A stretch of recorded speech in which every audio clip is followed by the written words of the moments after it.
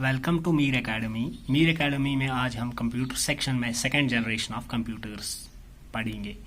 लेकिन second generation पढ़ने से पहले मैं आपको ये बताऊं कि कल हमने फर्स्ट जनरेशन में, इससे पहले वीडियो में हमने पढ़ा था वैक्यूम ट्यूब्स। वैक्यूम ट्यूब्स उन दिनों आजकल के प्रोसेसर नहीं होते थे, तो इसलिए फर्स्ट जनरेशन ऑफ कंप्यूटर्स में वैक्यूम ट्यूब्स यूज़ हुए थे इसके लिए, प्रोसेसिंग के लिए। अब सेकंड जनरेशन जो कंप्यूटर्स 1955 से लेकर 64 तक इन्वेंट हुए, उनको हम सेकंड जनरेशन ऑफ कंप्यूटर्स कहते हैं। एक्चुअली ये 3 साइंटिस्ट हैं, जॉन बॉडीन, विलियम शॉकले और वाल्टर ब्रैटन। इन्होंने इन्वेंट किए थे एक नई इलेक्ट्रॉनिक स्विचिंग डिवाइस, यानी जो वो एक वैक्यूम ट्यूब्स थे उनके बदले में इन्होंने अब ट्रांजिस्टर इन्वेंट किए। कहाँ पे? बेल लेबॉर्ट्रीज पे में 1947 में। अब वैक्यूम ट्यूब्स के बजाय सेकंड जनरेशन में ट्रांजिस्टर यूज़ हुए हैं प्रोसेसिंग के लिए। आजकल तो प्रोसेसर होते हैं, लेकिन उन दिनों नहीं थे। तो वैक्यूम ट्यूब्स के बदले ट्रांजिस्टर क्यों यूज़ किए गए? ये ज़्यादा इजी थे हैंडल करने, क्योंकि ये जर्मेनियम सेमीकंडक्टर मटेरियल के बने थे। और इससे पहले हमने देखा वैक्यूम ट्यूब्स गिलास के बने थे।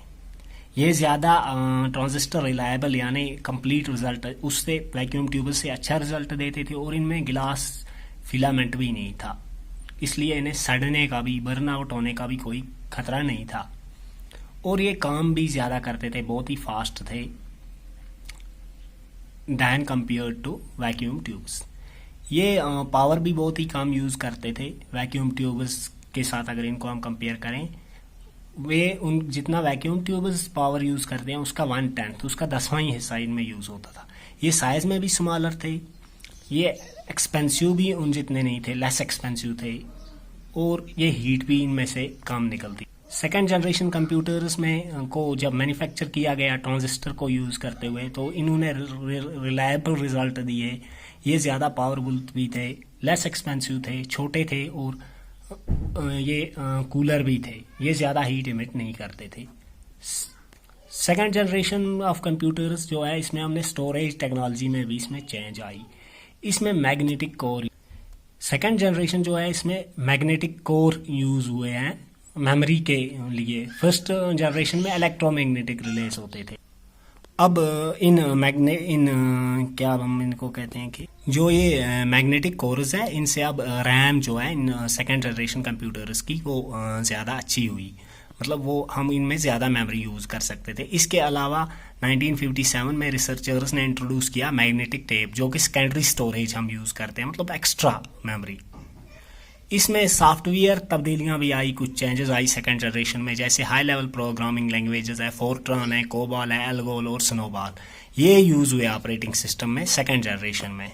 इसलिए इन सेकंड जनरेशन कंप्यूटर्स को इन हाई लेवल प्रोग्रामिंग लैंग्वेजेस से प्रोग्राम करना, यानी इनके लिए सॉफ्टवेयर और डिफरेंट एप्लीकेशंस बनानी ईजी हो गई इन कंप्यूटर्स के।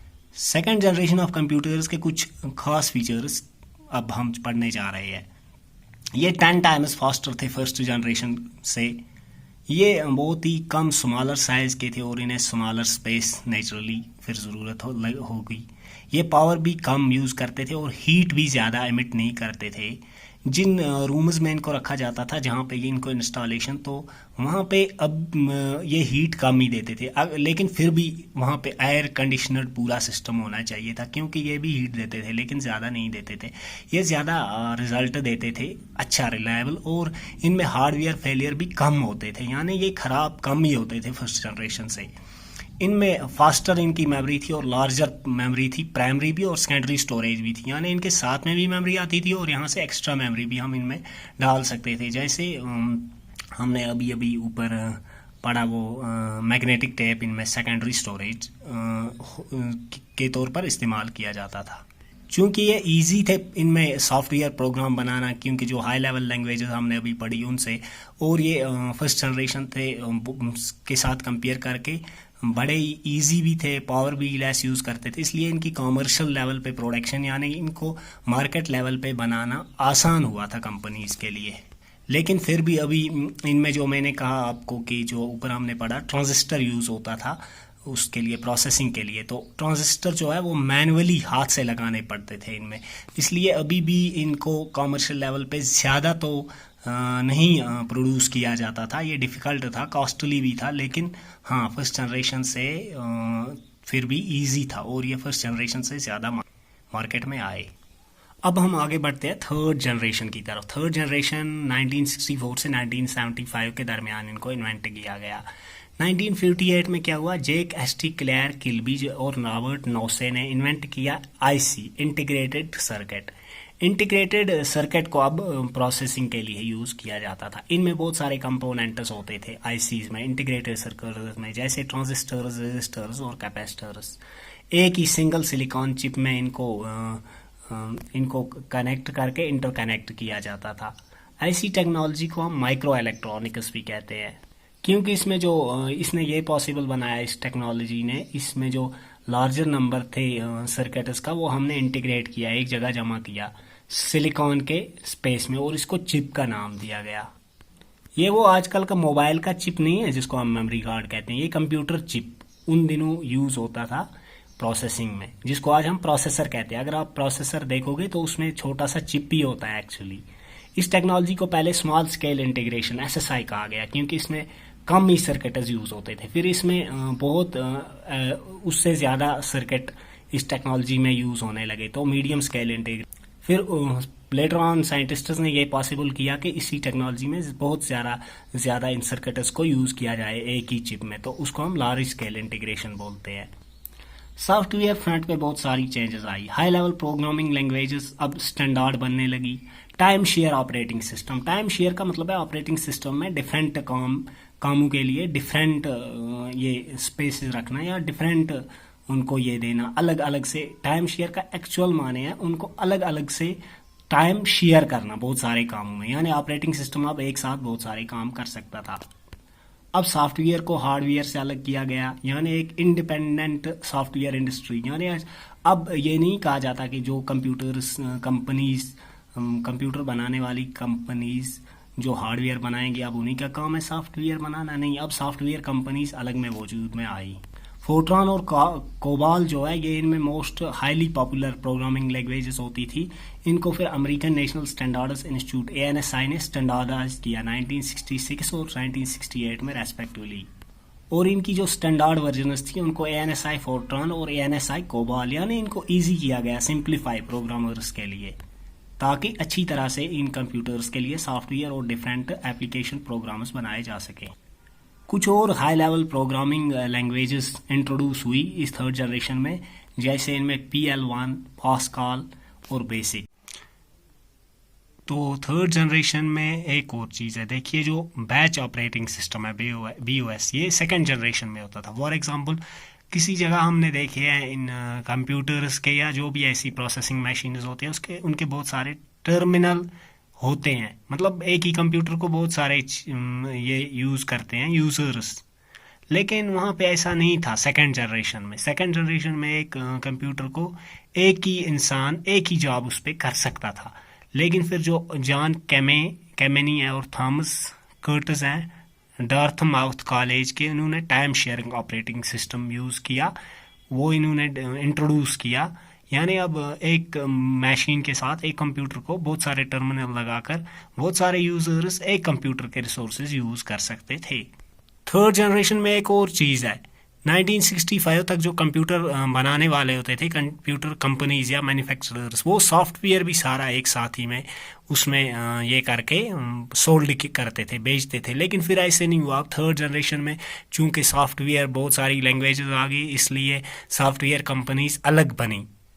क्योंकि आज जैसे आजकल होता है बहुत सारे सॉफ्टवेयर हमें या खरीदने पड़ते हैं या फ्री में पड़ते हैं। जैसे फ़ोन हम खरीदते हैं तो इसमें व्हाट्सएप नहीं होता, लेकिन वो फ्री है। अगर व्हाट्सएप वाले रखेंगे तो वो हमें चार्ज भी कर सकेंगे। ऐसे ही सॉफ्टवेयर कंपनी जो है वो वजूद में आई।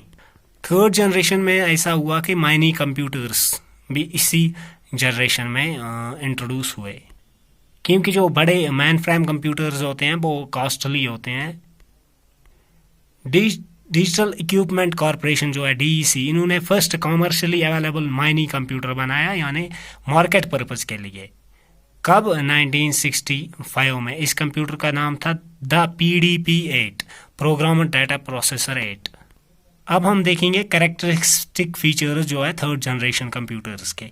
ये ज़्यादा पावरफुल थे सेकंड जनरेशन से। ये 1 मिलियन इंस्ट्रक्शंस पर सेकंड परफॉर्म कर सकते थे। ये बहुत ही छोटे थे साइज में सेकंड जनरेशन से। ये बहुत ही कम पावर यूज़ करते थे सेकंड जनरेशन के अगर इनका हम मुकाबला करेंगे, और हीट भी बहुत ही कम ये जनरेट करते थे। इसलिए इन्हें कम एयर कंडीशनर्ड रूम्स की ज़रूरत थी।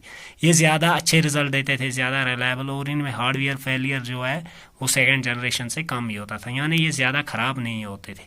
ये बहुत ही फास्टर थे। इनमें प्राइमरी मेमोरी भी थी, सेकेंडरी, यानी इनकी एक मेमोरी साथ वाली होती थी जिसको हम प्राइमरी बोलते हैं, और सेकेंडरी जो उसके अलावा यहाँ से एडिशनल हम इनमें लगाते थे। ये सूटेबल थे साइंटिफिक और कमर्शियल एप्लीकेशंस के लिए। कमर्शियल यानी बहुत सारा काम ये करते थे जिससे हम पैसे कमा सकते हैं। इनकी मैन्युफैक्चरिंग के लिए ज़्यादा पार्ट्स की ज़रूरत भी नहीं थी, और इनमें ह्यूमन लेबर भी कम ही लगता था। इसलिए इनको कमर्शियली प्रोड्यूस करना यानी मार्केट के लिए ये बनाने ईजी थे। लेकिन इनमें टेक्नोलॉजी हाईली सोफिस्टिकेटेड यूज़ होती थी, टेक्नोलॉजी ज़्यादा एडवांस्ड यूज़ होती थी। इसलिए ये इनका सेटअप जो था, यानी ये बनाने में थोड़ा एक्सपेंसिव आइटम्स यूज़ होते थे। और जो ये हाई लेवल प्रोग्रामिंग लैंग्वेजेस ये अब स्टैंडर्ड हो गई, इसलिए जो एक कंप्यूटर के लिए लिखे जाने वाले प्रोग्राम थे वो इजी हो गए, दूसरे कंप्यूटर्स में भी हम वो सॉफ्टवेयर डाल सकते थे। पहले ऐसा नहीं होता था। और जो टाइम शेयरिंग ऑपरेटिंग सिस्टम, इससे हमने मल्टीपल टर्मिनल्स से मल्टीपल यूजर्स इनको यूज़ कर सकते थे। और जो माइनिंग कंप्यूटर्स आए मार्केट में, इनसे स्मॉलर जो कंपनीज थी वो भी इजीली मतलब कंप्यूटर्स को अफोर्ड कर सकती थी, क्योंकि माइनिंग कंप्यूटर्स छोटे छोटे थे, ये कम स्पेस लेते थे और कम पावर यूज़ करते थे। और हम फोर्थ जनरेशन नेक्स्ट वीडियो में पढ़ेंगे।